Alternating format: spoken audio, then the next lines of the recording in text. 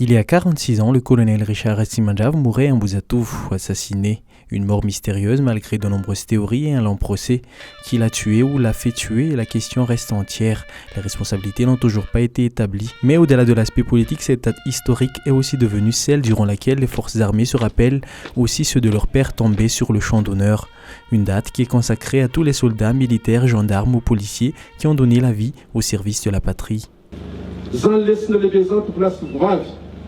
No atsovatsika ireo lavo ampirinasa na teo anivon'ny tafiky malagasy na teo anivon'ny gendarmerie pirenena na teo anivon'ny police pirenena ny amizay adity sy andrekitra zay noresiny zareo ankitsikoa ary nandanterana ny asany kanefa tratra ny velapatriky ny ireo tsy maty maloto. Ils ont donné leur vie comme l'a donné le colonel Rassimandjab 46 ans auparavant, dit aujourd'hui l'actuel chef du gouvernement Christian Tsai.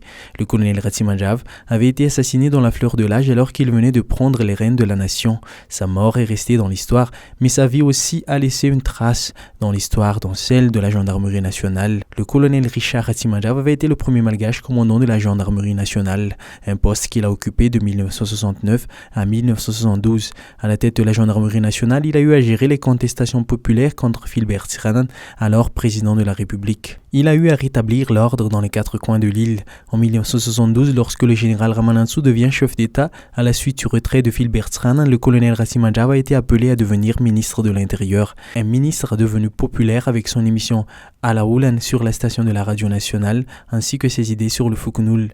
Puis, quand le général Ramanantsoa finit par quitter le pouvoir, c'est au colonel Rassimandjab qu'il confie les pleins pouvoirs, des responsabilités que celui-ci ne refusera pas, avec la phrase mythique « Tsimiamboadi dit mon général ».